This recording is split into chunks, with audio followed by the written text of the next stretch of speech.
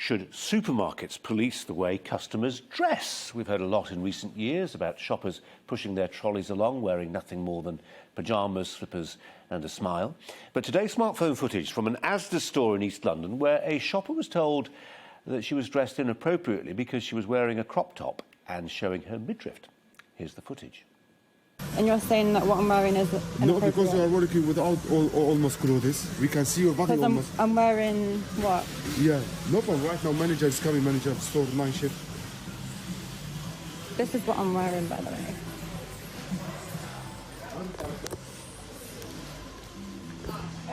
Where is IFAS, Amra? So I don't respect myself, is what you said? No. I don't respect myself. No, not because we are respect, but we have policy in Asda. Well, if they're stopping young women going shopping in crop tops, that's it. My children are going to starve. Do supermarkets have a duty to ensure shoppers don't offend other customers? It's their property after all, but if they were to have a dress policy, it would help to advertise it, wouldn't it? Who, if anyone, has the right to tell anyone else they are dressed immodestly, if that's what was going on there? Some questions. Let's get some answers if we can. Turn to the social commentator, Angela Epstein. Angela, good of you to join us on this one. What do you make of that footage? It's obviously a gross miscalculation here on the part of the chap who was working for Asda. The young lady here, and I've looked at the pictures sort of more extensively. Yeah, she's showing a little bit of midriff, but, you know, some of us who have a bit of a middle-aged tum do that inadvertently when the old top rides up. So, no, Colin, you're supposed to say, surely not. Surely you're not. No, surely not. Surely not, Angela. Yes. OK, we can do it again. But in all seriousness, there is a serious point to be made here, which is how much sort of agency do supermarkets have or places in public have over the way that we dress. Now, I've got a bit of a beef with supermarkets in terms of telling us what to wear, because I really wanted them to tell us to wear masks at the early stage of the pandemic. And they wouldn't, because they didn't feel it was right for them to interfere with the shoppers' right to how they dress and what they do. And it was all about personal space, which was a gross miscalculation of judgment, again, because we've learnt now that masks have helped to sort of, you know, to a small degree, stop the spread of the virus. So on the one hand, they didn't do that.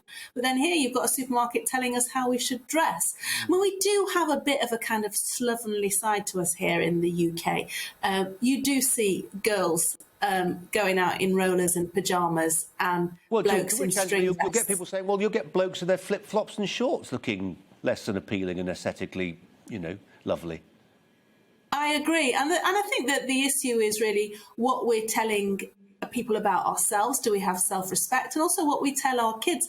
I always feel slightly bleak when I see women with kids or dads with kids and they're dressed in pyjamas or they're dressed in their string vests or just looking as if they don't care. Because if they don't care, why will the kids care? And I know sort of looks are not the most important things in life, but I also think there's a sense of interdependence and collective responsibility. We're a community, and it would be nice if we all respected each other in the way that we dress. But I don't think on this occasion this young lady was flouting any kind of, you know, laws of respectful dressing.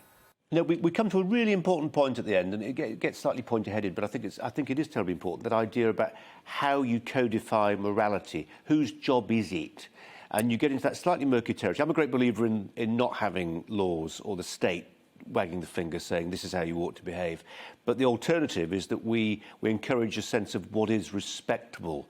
And that's sort of the organic accretion of lots of different opinions and tutting and or not. And you can see, and that runs the risk of some people becoming, you know, nanny in chief, being a finger wagger, a curtain twitcher. But I think I'd prefer that, you know, to the state. Sounds like a good job. Yeah. I don't know. What say you? You know, curtain twitchings are. I'm sure there's room for that in Boris's cabinet.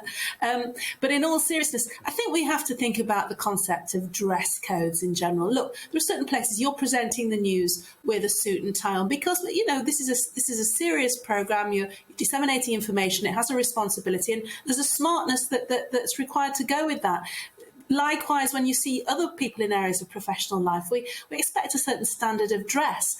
And I don't think it's a terrible thing to sort of try and communicate that to all of us, that wouldn't it be nice to sort of just be a little self-aware and being a bit self-respectful and respectful of others.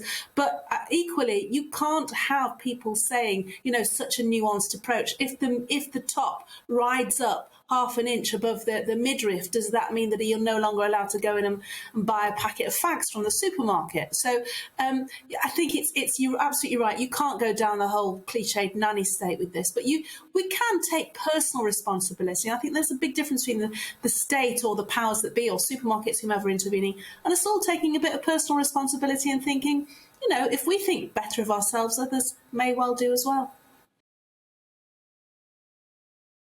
Welcome to the GB News YouTube channel. You can watch us live 24 hours a day, catch up on your favourite shows and join in the conversation in the comments below.